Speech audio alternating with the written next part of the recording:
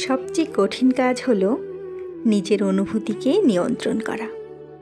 আর এই অনুভূতিকে নিয়ন্ত্রণ করাটাই মানুষের সবচেয়ে বড় ম্যাচুরিটি।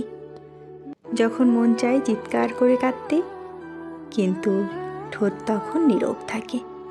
আর এই নীরবতাই আসলে কোনো দুর্বলতা নয়, নিজেকে ধরে রাখা।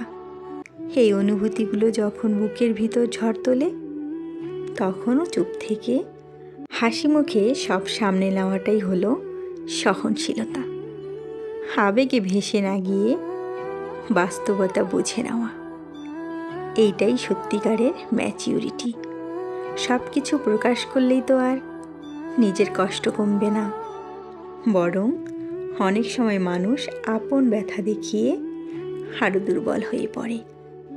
এই দুনিয়ায় তো আর সবাই বুঝবে না, কেউ কেউ শুধু জানবে আপনি কষ্টে আছেন, আর সেই কষ্টটাই তাদের কাছে আপনার দুর্বলতা হয়ে দাঁড়াবে।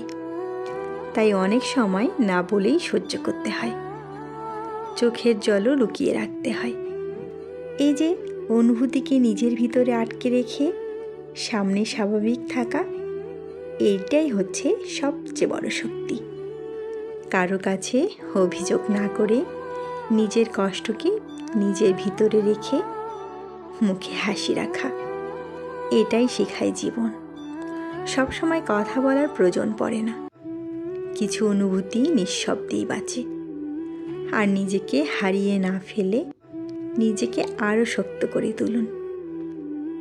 নিজের আঘাত নিজেই সহ্য করা, এই তো একজন ম্যাচুরিটি মনের নিদর্শন।